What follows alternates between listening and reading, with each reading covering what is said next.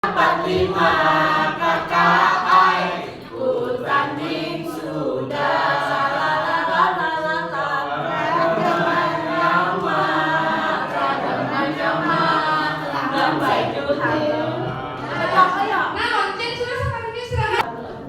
sudah Pak, sudah.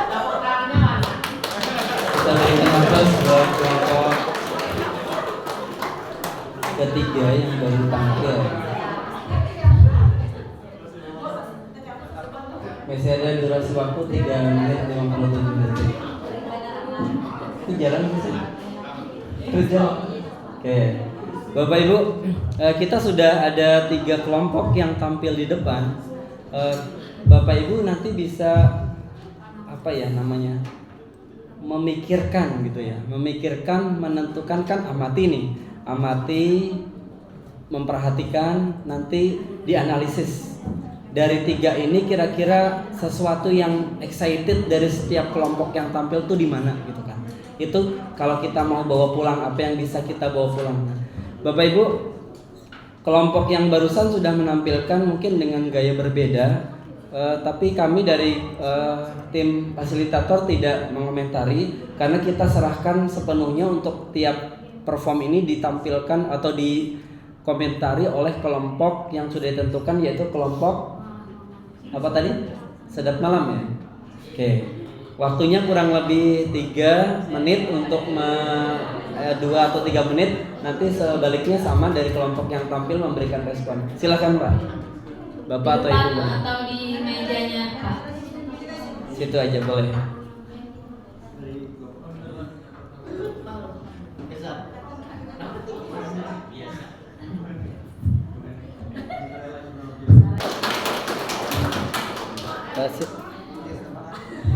Oke, singkat padat dari kelompok observer. Silakan ditanggapi atau diberikan respon dari kelompok penyaji. Silakan langsung saja. Khususnya untuk yang observer tadi ya. Oke, silakan Pak.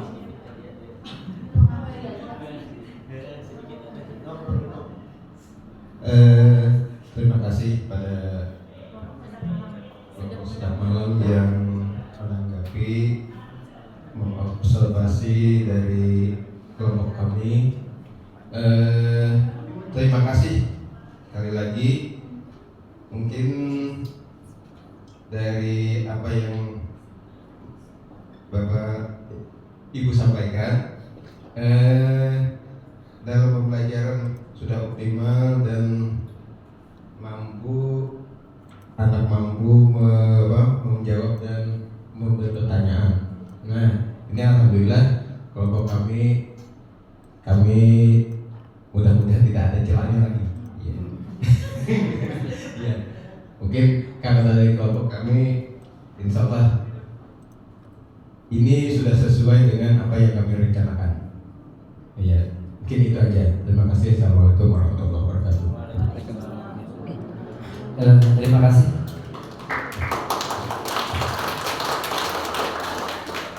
Bapak Ibu, 3 kelompok yang sudah menyajikan performa, artinya ini adalah bingkisan terakhir setelah proyek selama 2 hari 2 malam kemarin. Nah, ditambahkan dengan debat bisa dikatakan musyawarah gitu ya,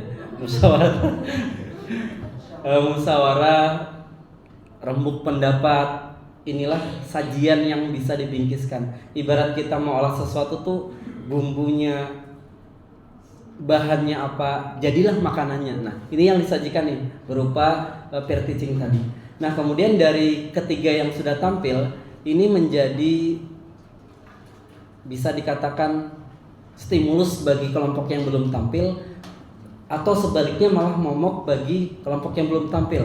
Karena nanti ada gini, ketika yang tampil ke berikutnya nih, wah ini kayak ini dapat mencuri itu. Tapi kalau yang misalkan dianggapnya lebih excited, yang sudah tampil berarti waduh nervous nih. Nah, tapi kita bukan mengharapnya ke situlah, tapi bisa mencuri ilmu yang telah ditampilkan oleh ketiga kelompok penyaji gitu kan. Nah, dengan harapan kelompok berikutnya berarti masih ada durasi waktu 1 malam ya, menuju ke pagi. Nanti mudah-mudahan juga memberikan suguhan yang yang lebih bagus dari yang sudah, meskipun yang sudah semuanya bagus-bagus. Nah Bapak Ibu begini, konsep dari pembelajaran dalam kurikulum Merdeka, kenapa K13 diubah menjadi kurikulum Merdeka? Kalau ada Bapak Ibu mungkin ada perspektif begini, dengan bergantinya presiden, ganti menteri pendidikan dan kebudayaan, maka gantilah kurikulum. Nah kita sebagai pelaksana di lapangan yang bersentuhan langsung dengan peserta didik tidak usah memikirkan alasan yang demikian lah. Tugas kita adalah bagaimana mengabdi, menghamba kepada siswa. Nah salah satunya adalah seandainya kita coba Bapak Ibu amati nih, kapan terakhir kurikulum 2013 dibuat?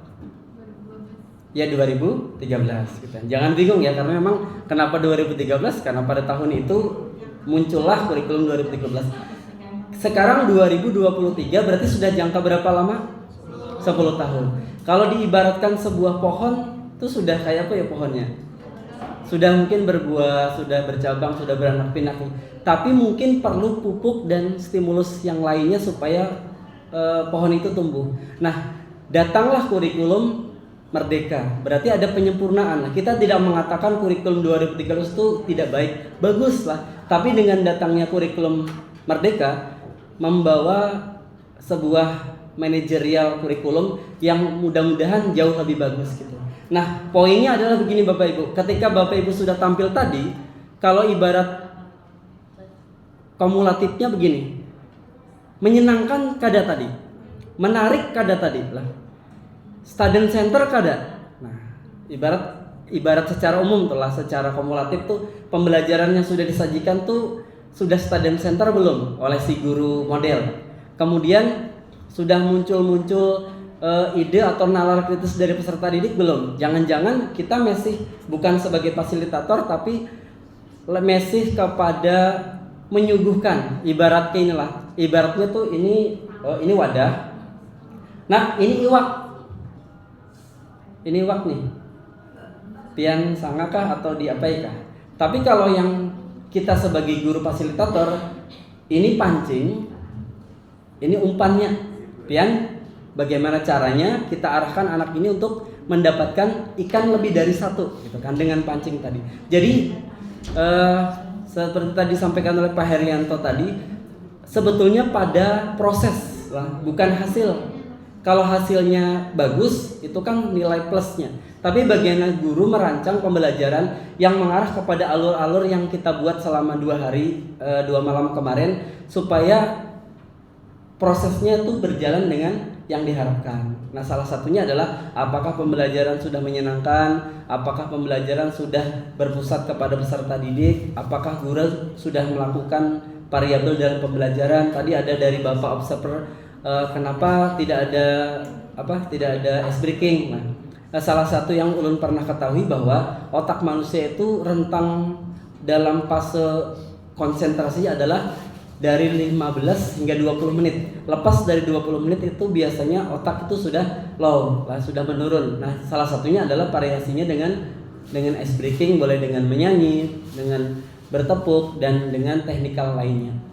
Nah, Bapak Ibu, ulun dapat simpulkan untuk malam ini dulu ya. Pembelajaran terdapat pada kurikulum 2013 ini, mohon izin, kurikulum Merdeka itu sebetulnya adalah bagaimana kurikulum ini mengajarkan kepada peserta didik agar berpikir kritis. Tadi dari kelompok ini sudah muncul nalar kritisnya. Ini apa? Gambar apa? Kenapa warnanya mungkin digali lagi deh. Kenapa warna kuning? Kenapa sih Pancasila itu warnanya kuning? Ada yang tahu makna warna kuning? Itu kan nalar kritisnya nanti timbul nih dari peserta didik. Lah kemudian bisa pembelajaran itu nanti terbuka dan fleksibel. Artinya kita tuh sebagai fasilitator kepada peserta didik bukan kita yang mencakup semua kegiatan secara aktif, tapi anak yang aktif. Kemudian bisa mengeksplorasi bakat dan minat peserta didik. Artinya gaya belajar nih. Kita punya murid 10 tadi ya yang tampil, 8 orang tampil, 1 observer, 1 guru model. Berarti kita harus mengetahui nih karakteristik dan gaya belajar minat anak nih. Yang ini sukanya kayak gimana sih?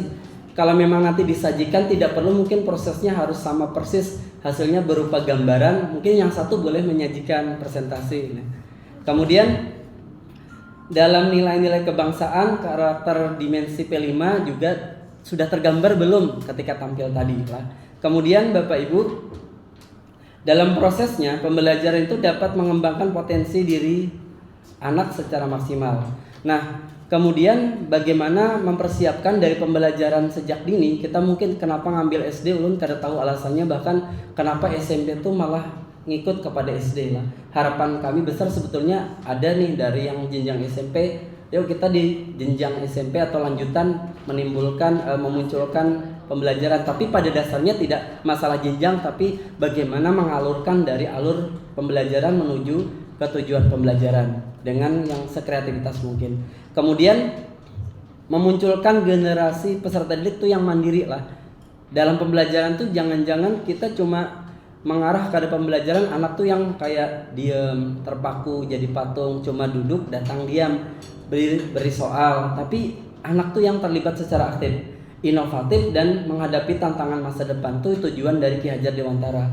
Nah kemudian yang terakhir adalah Bapak Ibu, nanti dalam pembelajaran itu artinya dalam menentukan alur tujuan pembelajaran itu dapat membantu siswa untuk merencanakan masa depan mereka. Artinya pembelajaran itu ada konstekstualnya lah, ada pembelajaran yang dikaitkan dengan kehidupan sehari-hari anak. Misalkan pian belajar tentang air nih, dampaknya air apa? Kalau tidak ada air apa? Jika kita boros dengan air apa? Jadi ada konstekstual, bukan cuma air adalah ini adalah sifat-sifat air, tapi ada menuju ke konstekstual kehidupan bagi anak nih. Kenapa anak nih perlu kita harus menghemat air?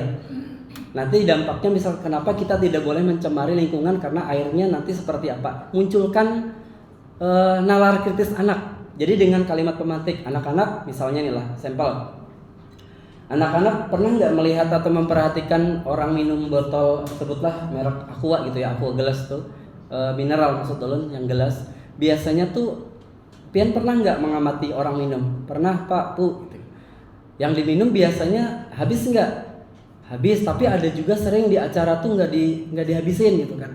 Kita kaitkan dengan dimensi yang pertama dalam dimensi P5 adalah Tuhan, bertakwa kepada Tuhan dan berakhlak mulia kan.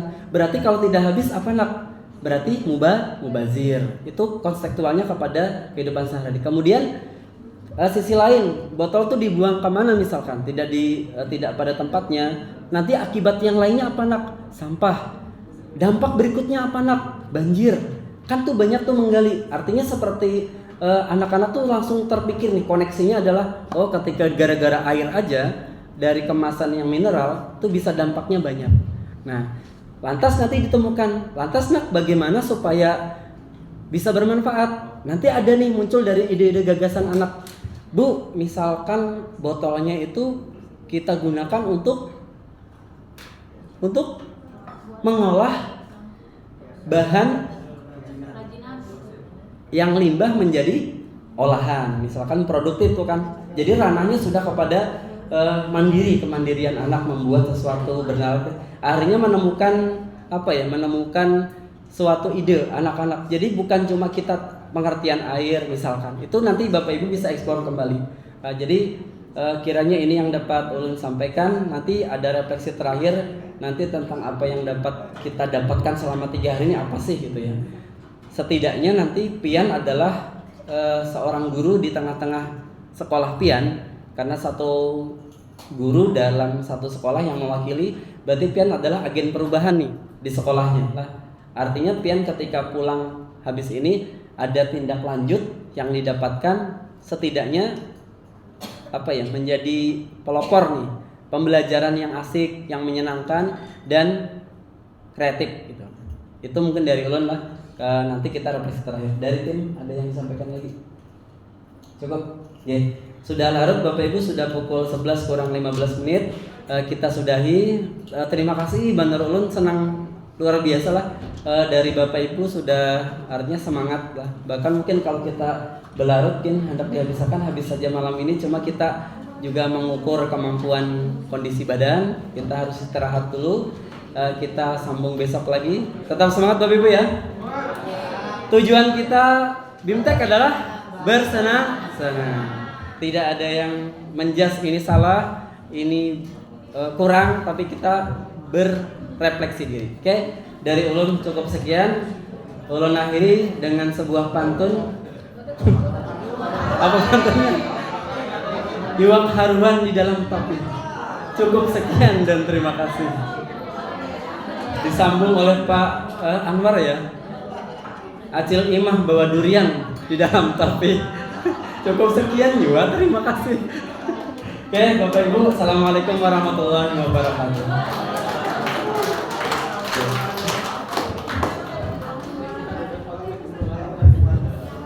Oh ya, informasi Bapak Ibu, belum lupa. Besok kita tempatnya ada di sini lah. Besok tempatnya kita pindah ke ruang sebelah depan. Oh, ke depan sini. Tapi masih lantai 2. Masih di lantai 2. Jadi silahkan, ini kan masih ada hasil project pian yang window shopping. Sebelum dicabut oleh panitia hotel, mungkin pian bisa abadikan berfoto bersama dengan hasil olahan yang selama 2 malam gitu. Silahkan sebelum kita cabut. Kalau ada yang belum bergambar lah, ya, silahkan. Terima kasih. Assalamualaikum warahmatullahi wabarakatuh.